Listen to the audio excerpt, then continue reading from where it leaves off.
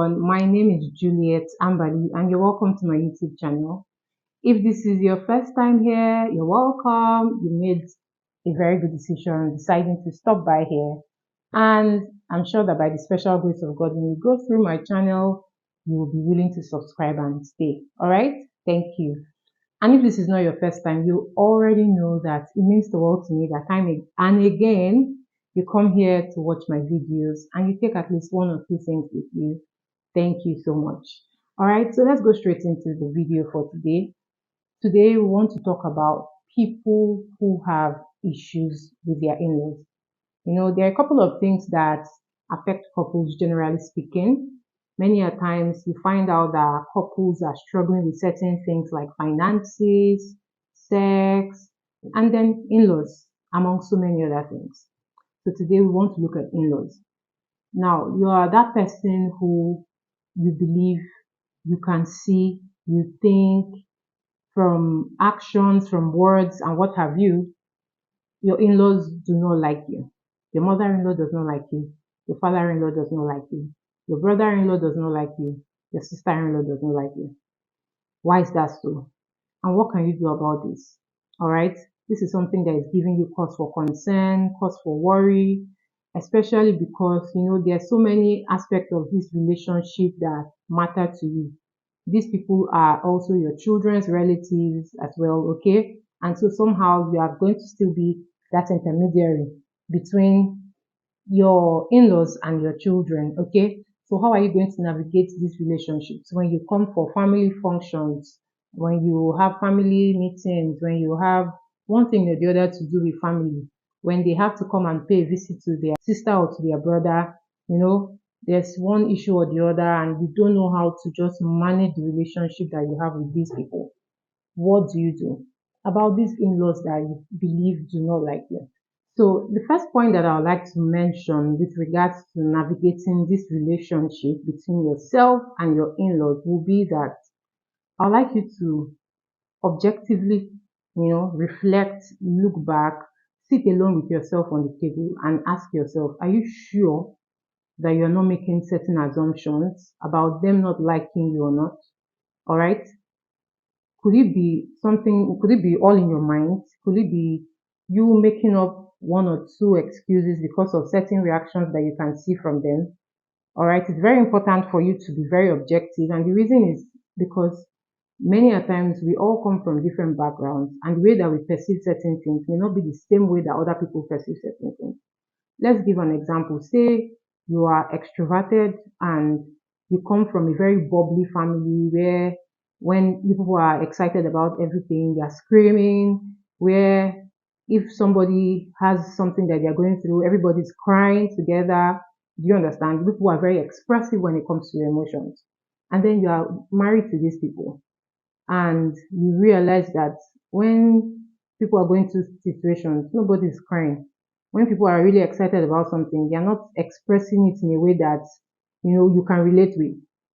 You may think maybe these people are not so happy about this joyful thing that I'm experiencing, or maybe these people don't like me well enough to share in my joy or to share in my pain.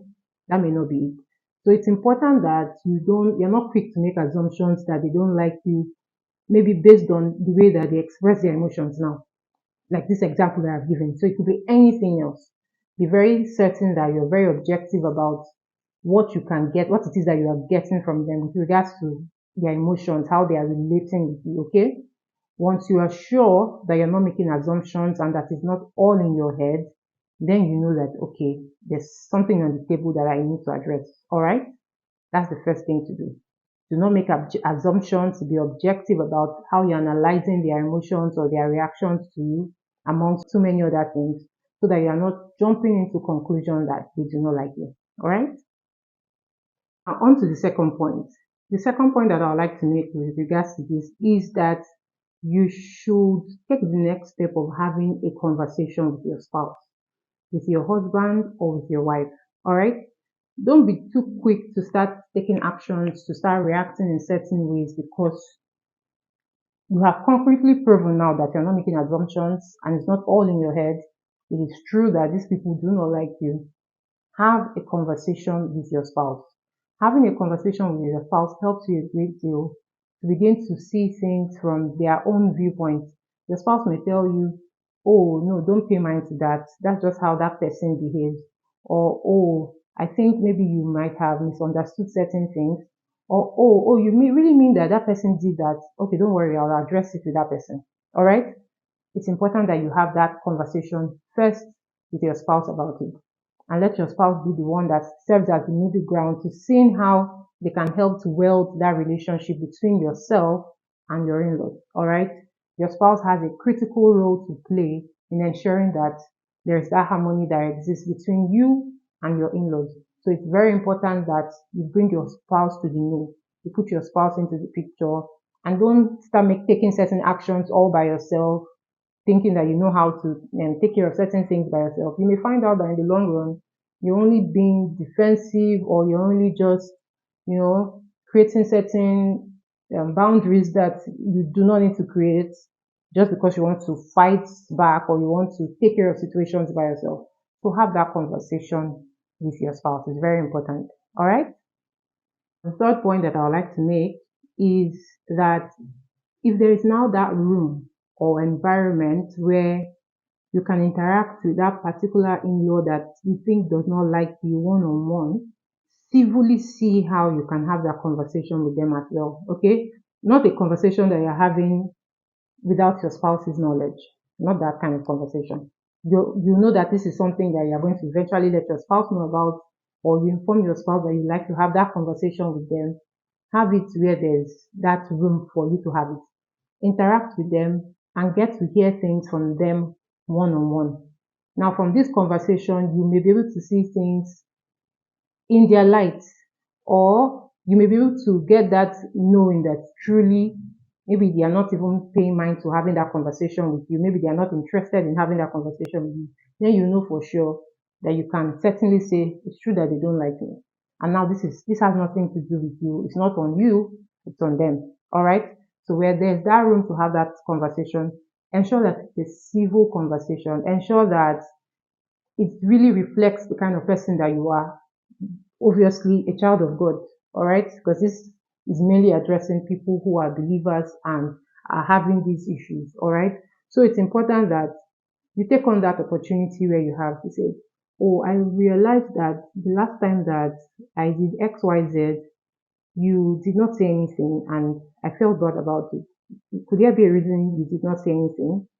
And person may say, oh, I'm so sorry. I probably forgot at that point, or oh, I'm so sorry. At that point when you said that thing, I was dealing with certain things and I couldn't, respond well. I was putting it on hold. That much later, once I have the opportunity to, I'll be able to respond better. All right. So, like I said in the first point, don't leave everything to assumption. Where you have that opportunity, interact with them and get to see things from their own viewpoint. The fourth point that I would like to make has to do with your emotions now. I can understand that you feel bad about how they are behaving towards you, and it's very normal. And there may be tendency for you to experience certain kinds of emotions, a mixture of emotions. And now I'm going to focus mainly on the negative ones. You may feel resentment, you may feel hurt, you may feel, different kinds of things towards them because of what they have done. I would like to implore you to please forgive them and let go. And it's basically because of your own welfare, because of your own well-being. As much as possible, forgive them for whatever it is that they may have done and let it go. All right. And understand that one more thing that I would like you to do is that what you want them to do to you, see how you're going to do those things to them. All right. Don't expect certain things from them when you've made up your mind to say, well, I don't want to have anything to do with you. Just stay by yourself and I'll stay by myself. Don't do that. It will complicate things. Instead, let's say the love language that you expect from your in-laws is gifting them on their birthday, or calling them once in a while, or paying them a visit when they are ill and what have you. Do those things to them as well. Okay? Don't stay at home and imagine, oh, on my birthday, they didn't even call me, they didn't do this. On their own birthdays, did you call them? Are you calling them? All right. And you're not even doing it necessarily because, oh, let me do this so that I'll expect it back. Even if they don't do it back, it doesn't matter. All right. Just do that thing that you want them to do for them. You'll feel more joy giving than even expecting. All right. So it's important to be intentional to see how you can try to create that relationship that you feel is non-existent, that you feel is difficult to create in your own little way. Just give your best. That's all I'm saying. And if in giving your best, you're not seeing much results, you know that at least you've tried, okay? You've done the best that you can. But as much as possible, try to see that you don't harbor any form of resentment, you're not making assumptions, and you are intentional about creating that environment or that space for a relationship to form and thrive. All right. So that's basically that about that. And I'm hoping that this video somewhat motivates you to see how you can create that healthy environment between yourself and your in-laws. And now maybe just a teeny weeny bit to the in-laws now that are on the other side. You understand what I mean? The in-laws now that are the cause of this whole video. Okay? It's important for you to be mindful of the fact that the things that you may be doing may not go well with this new person that you have welcomed into your home. Be intentional about ensuring that you create that environment, open that space for your in-laws to come in and feel welcomed.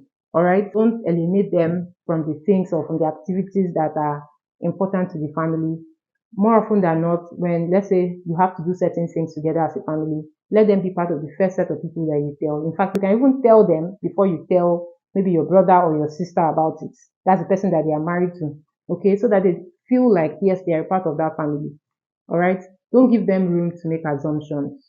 Don't make them feel they are not wanted into that family. All right. Be warm, be loving, and really absorb them as family, not as in-laws. Oh, they're not really part of your family like that. No, absorb them as family and let everybody be intentional about creating that room for cordiality and warmth and oneness. It's a beautiful thing to have a wide range of family, extended family. Let that extended family be truly extended in every sense of the word. Okay. I hope that from this video you've learned at least a thing and there's something that you can take home with you, and this can help to some extent because I know that people will have varying degrees of why they do not have that thriving relationship that they want with their in-laws. It could be for, oh, I don't like how it seems like they're taking all of my son's attention now, or oh, I don't like how you're spending all of my son's money, or oh, I don't like how you don't like coming for our family functions. And there's so many reasons people have issues with in-laws. All right. So generally speaking, just see how everyone can live peaceably with one another. That's really key. All right. Let that be your watchword to see that no matter what happens, you are trying your best to see how you can create a thriving relationship with your extended family members, with your in-laws. So I hope that you've enjoyed watching this video. Thank you so much for watching. And until next time, do stay blessed. Bye. Down here. And I want to see if it will still be audible enough. Let me try. Let me check this now. As if holding this microphone sounds better. But I like to put it somewhere. I like to put it somewhere. All right, let's try again.